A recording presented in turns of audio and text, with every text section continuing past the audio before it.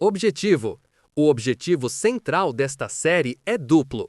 Primeiro, fornecer as bases para identificar argumentos fracos ou manipuladores e saber como respondê-los. Segundo, e mais importante, garantir que nós mesmos não usemos essas armadilhas lógicas contra outras pessoas. Lembre-se, nosso foco é a honestidade. Devemos preferir admitir um erro a usar uma falácia para ter a ilusão de que estamos certos. Quero que saibam que este material, que agora está programado para ser dividido em 12 partes e antes eram 6, o que garante vídeos mais dinâmicos com cerca de 15 minutos, foi lapidado e revisado, sendo redigido falácia por falácia. Esforço e rigor foram aplicados na escrita e na escolha dos exemplos. Espero que este trabalho informativo seja de grande valia para vocês. Foi nesse período que tive a ideia dos bordões iniciais e finais. Acho que eles dão uma identidade para o canal e conferem alguns conceitos e frases que deveriam ser valorizados. Talvez eu ainda faça um vídeo apenas com frases e bordões. Sem mais delongas, vamos começar! Introdução. Os principais tipos de falácias. Parte 1. Bem-vindos ao canal! Ao menos nos próximos minutos você ficará um pouco mais racional. Você já tentou estabelecer um diálogo com alguém e formulou um argumento que considerava sólido, mas a discussão fugiu do controle?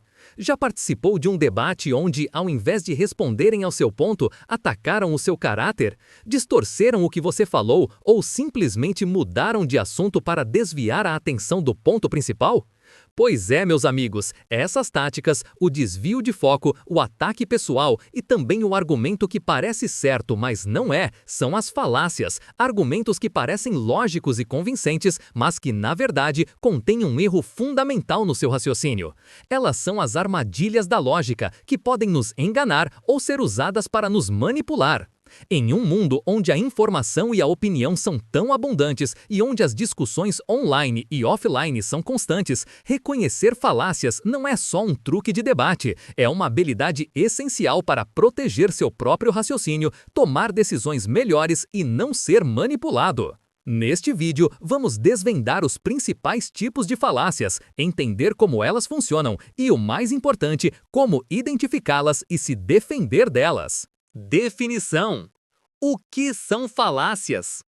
De forma simples, uma falácia é um erro no processo de raciocínio. É aquele argumento que, em geral, tem a cara de correto, que parece super persuasivo à primeira vista, mas que, quando você pega um microscópio lógico, revela uma falha. É o erro que o seu cérebro aceita como verdade. As falácias podem ser usadas intencionalmente para enganar, e nesse caso a pessoa sabe o que está fazendo. Muitas vezes são cometidas também sem querer, seja por preguiça mental, falta de rigor no pensamento ou emoção. No campo das falácias informais, que são o nosso foco, o erro vai além do cálculo lógico. Há muitos casos que são compostos de um não-pensamento, tal como na reação emocional que invoca um xingamento para contrapor uma argumentação. Dessa forma, a falácia é também uma pura substituição do raciocínio. A pessoa, incapaz de refutar o argumento, desvia o foco para a emoção, o ataque pessoal ou um tópico irrelevante. O erro não está em um passo lógico falho, mas sim no abandono da própria lógica. O objetivo passa a ser vencer pelo caos e não pela razão, o que, no final das contas, resulta em um diálogo que é puro ruído e sem valor. As falácias são divididas em duas categorias. Falácias formais. O erro está na estrutura, na forma lógica do argumento. Elas são mais acadêmicas e menos comuns nas nossas conversas do dia a dia. Exemplo de modus ponens. A estrutura base é: se P, então Q. P, logo Q. Exemplo. Premissa 1. Se um animal é um gato, então ele é um mamífero. Premissa 2. O animal em questão é um gato. Conclusão. Logo, o animal em questão é um mamífero. Neste caso, a conclusão segue-se necessariamente das premissas. A forma do argumento é válida, independentemente de ser sobre gatos ou qualquer outro tópico. Exemplo de uma falácia a partir da afirmação da consequente. Esta falácia se assemelha ao modus ponens, mas a ordem lógica está incorreta. Se P, então Q. Q, logo P. Exemplo. Premissa 1. Se chove, a rua fica molhada. Premissa 2. A rua está molhada. Conclusão, falaciosa. Logo, choveu. Este argumento é classificado como formalmente inválido porque a conclusão não se segue necessariamente das premissas. Embora possa ser o caso que a rua esteja molhada pela chuva, a conclusão pode ser verdadeira. A sua forma lógica não garante essa verdade. A rua pode ter sido lavada, ter passado um caminhão-pipa, etc. É a forma que falha, pois a verdade das premissas não garantem a verdade da conclusão. Falácias informais. O erro está no conteúdo, no contexto ou na força da evidência do argumento. Elas são as protagonistas da manipulação e do cotidiano, e é nelas que vamos focar. Embora o nosso foco seja nelas, nas partes seguintes você verá alguns poucos exemplos de falácias formais presentes, especialmente aquelas que envolvem probabilidades ou estruturas de argumento, como a falácia da probabilidade condicionada, falácia do promotor, falácia da regressão infinita ou a afirmação do consequente. Nelas, o erro está em um passo lógico mais estrito. É importante pontuar que mesmo uma pessoa que está certa pode cair na armadilha emocional e atacar a outra. Mesmo que a pessoa A esteja certa, ela também comete uma falácia do ad hominem se apenas atacar o interlocutor. O foco é sempre o argumento. Outra observação importante. Você perceberá ao longo do tempo que um único discurso pode conter várias falácias ao mesmo tempo. Da mesma forma, algumas falácias são extremamente parecidas, com diferenças muito sutis. Isso amplia o desafio de descobrir qual falácia tem a correspondência mais precisa se apontarmos apenas uma para cada discurso. Posto todas as observações, podemos começar. Ataque ad hominem, ataque pessoal. O que é? É a tática de atacar o debatedor, a pessoa, em vez de responder à ideia ou ao argumento que ela apresentou. Em termos simples, é quando o debate sai do campo das ideias e desce para o campo pessoal. Exemplos práticos. 1. Ataque abusivo. A pessoa faz qualquer argumento que, independentemente de estar certo ou errado, a outra simplesmente responde: "Você é fascista e não discuto com fascistas", ou qualquer outro adjetivo pejorativo. Aqui, o rótulo substitui a refutação da ideia. 2. Ataque circunstancial. Um professor de matemática apresenta um novo método de ensino para a escola. O oponente ataca. É claro que ele vai defender esse método. Ele é amigo do dono da editora dos livros e deve estar ganhando uma comissão por fora. O argumento dele não vale nada. Aqui, a motivação ou o caráter do professor é atacado em vez da eficácia do método. Por que é problemático? O ad hominem desvia o foco do que realmente importa, a qualidade do argumento. A pessoa atacada pode ter motivações questionáveis ou um passado ruim, mas isso não torna a ideia atual dela automaticamente falsa. A verdade da premissa deve ser avaliada por si só. Como identificar? Procure por ataques pessoais que não têm relação lógica com o tópico em discussão. Observação. A exceção, quando um uso é relevante. Nem todo ataque à pessoa é uma falácia ad hominem.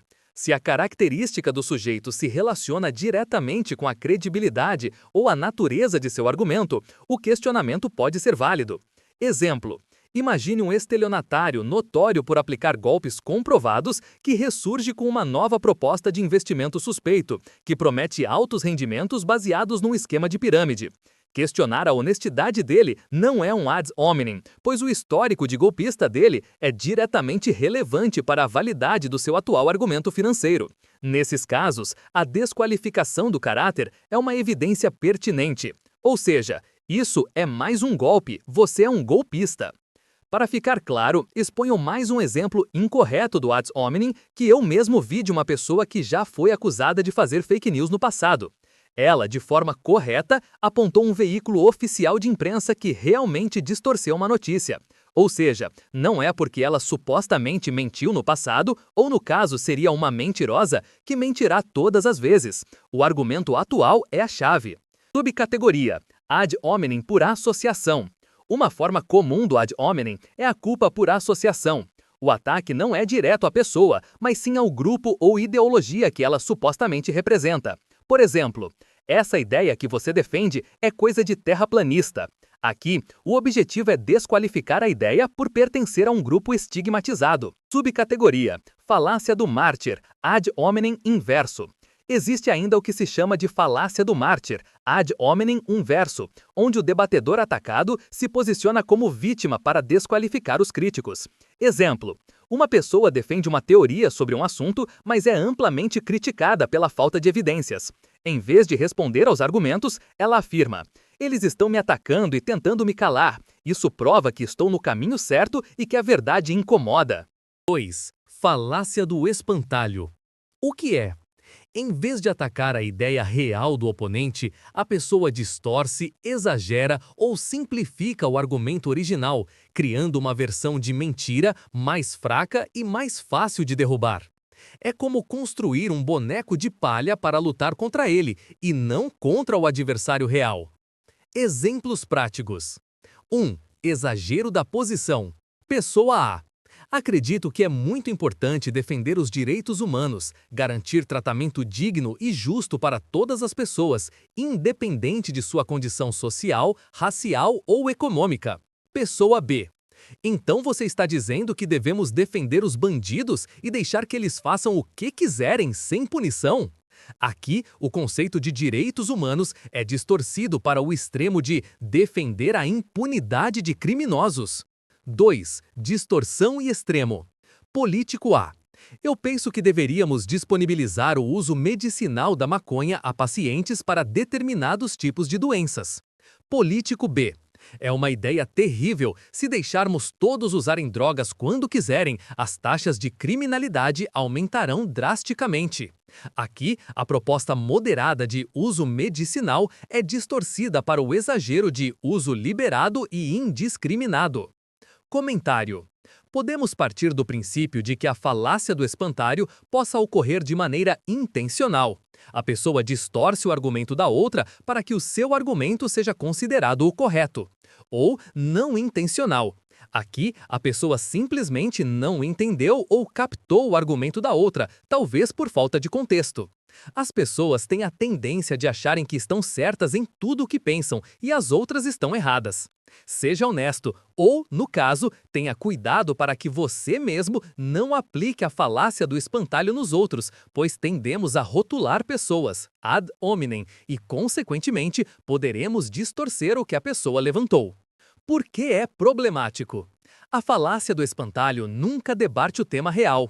Ela desvia o foco, forçando o oponente a gastar tempo e energia defendendo-se de uma posição que ele sequer defendeu, em vez de avançar o argumento original. Como identificar? Quando alguém responde a algo que você não disse, usa palavras extremas para descrever uma posição moderada ou exagera seu ponto de vista a ponto de torná-lo absurdo. 3. Falácia do apelo à emoção. O que é?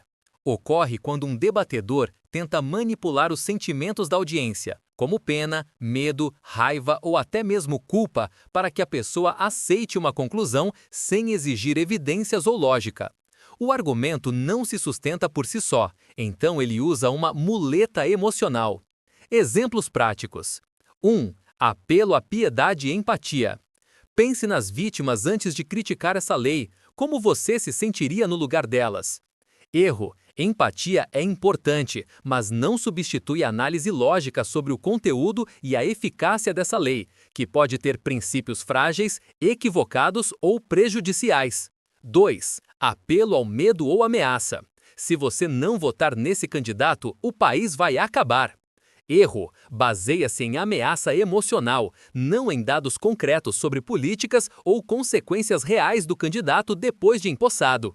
Aliás, candidatos adversários podem usar essa mesma falácia e acusar uns aos outros. Variações comuns, onde algumas destas falácias serão abordadas no futuro. Onde procurar a armadilha. Apelo ao medo, à piedade, à raiva, ao patriotismo, à culpa e até mesmo ao desejo de pertencimento, apelo à popularidade. Por que é problemático? A verdade de uma conclusão não depende de quão triste, assustadora ou feliz ela nos faça sentir. A emoção é uma ferramenta retórica poderosa, mas é um péssimo guia para a verdade lógica. Como identificar? Quando a pessoa foca mais em como você deve se sentir do que em fatos, dados e evidências que suportem a tese. 4. Falácia da pista falsa. Red herring. O que é? Consiste em desviar a atenção do assunto principal, introduzindo informações, fatos ou argumentos que são completamente irrelevantes para o tema em discussão, mas que são emocionalmente atraentes ou confusos. O objetivo é tirar o oponente do trilho e vencer por distração. Origem do nome. O nome Red Herring vem da prática de usar um peixe defumado com cheiro forte para distrair cães farejadores e fazê-los perder o rastro da caça. Da mesma forma, a falácia desvia o rastro do raciocínio lógico. Exemplos práticos. 1. Assuntos de consumo. Pessoa A. O novo smartphone da empresa tem uma bateria notoriamente fraca.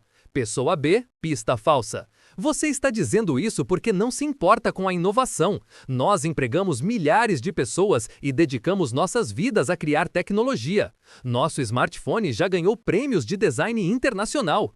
Aqui o sujeito desvia do problema técnico da bateria para o esforço emocional e os prêmios de design, que são irrelevantes para a durabilidade da bateria.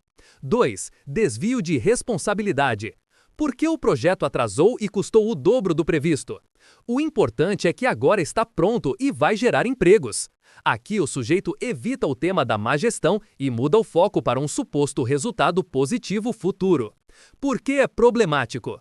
A pista falsa impede que questões importantes sejam resolvidas, ao criar distrações desnecessárias. Ela faz a discussão dar voltas e nunca chegar a uma conclusão lógica sobre o tema central. Como identificar? Quando ocorrem mudanças bruscas de assunto, especialmente quando o tema principal se torna desconfortável ou quando a informação nova, embora verdadeira, não tem relação lógica com o argumento original. 5. Falácia do apelo à autoridade. Falsa e verdadeira. O que é? Ocorre quando um debatedor usa o prestígio ou o poder de uma pessoa ou fonte para sustentar um argumento, em vez de usar a lógica ou a evidência. A falácia ocorre quando a autoridade não é especialista na área discutida ou quando o consenso na área discorda dela. Exemplos práticos. 1. Autoridade irrelevante, falso expertise. O famoso ator de cinema faz uma propaganda de um determinado produto da área da saúde que promete benefícios para o bem-estar pessoal, então deve ser verdade. Ser ator não confere nenhuma expertise em medicina. A fama é irrelevante para a verdade do argumento. 2. Autoridade controvertida, falta de consenso. O famoso cientista fez uma afirmação controversa sobre o tema de sua própria área. Se ele é cientista, então deve ser verdadeiro. O conhecimento científico se baseia em consenso e evidência revisada, e não na opinião isolada de uma única autoridade. Atenção! Autoridade válida versus falácia. Citar uma autoridade competente e alinhada com o tema não é automaticamente uma falácia. O apelo à autoridade é válido quando a pessoa é um especialista genuíno na área e existe um consenso ou evidência forte por trás do que ela afirma. A falácia reside em usar a posição da pessoa para silenciar a necessidade de provas. Como identificar? Pergunte-se: essa pessoa é uma especialista no assunto específico? E essa opinião representa o consenso da área ou é uma opinião isolada? 4. Como se defender das falácias? 1. Mantenha a calma. Falácias geralmente apelam para emoções. Respire fundo e foque na lógica. 2. Identifique o argumento central. O que o outro lado está realmente tentando provar. A discussão pode até se expandir, mas o argumento original ainda é o ponto central? 3. Procure por erros lógicos. A premissa apoia a conclusão? Há saltos injustificados? 4. Peça evidências. Não aceite o argumento só porque parece bom. Quais são suas provas? De onde vêm esses dados? 5. Não desvie do ponto. Se o outro lado tentar um ad hominem ou um espantalho, traga a discussão de volta ao argumento original. Não estamos falando de mim, estamos falando do meu ponto sobre. 6. Pratique. Quanto mais você exercita seu olhar crítico, mais fácil se torna identificar falácias no dia a dia. Conclusão. Vimos que as falácias são armadilhas lógicas comuns, presentes em discursos políticos, anúncios, redes sociais e até em conversas com amigos. Mas agora você tem as ferramentas para identificá-las. Nos próximos vídeos continuaremos avançando para mais falácias. O objetivo é montar uma coleção robusta e de qualidade que garanta que você não caia mais em nenhuma dessas armadilhas. Reconhecer falácias é um passo gigantesco para fortalecer seu raciocínio, tomar decisões mais conscientes e participar de debates mais produtivos. Não se trata de vencer discussões a qualquer custo, mas de ser honesto e buscar a verdade e a clareza no pensamento, e inclusive admitir que o seu argumento pode ser falacioso.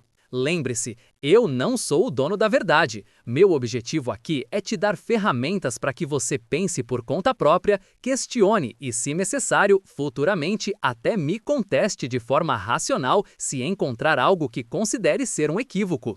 Alguns casos não é questão de certo ou errado, mas simplesmente questão de opinião, sendo eles sensatos, é apenas questão de se respeitar.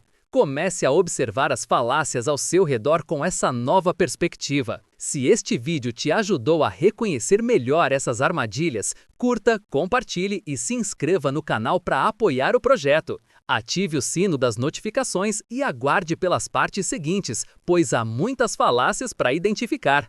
Qual delas mais te incomoda? Ou ainda, quem sabe até percebeu se já não usou?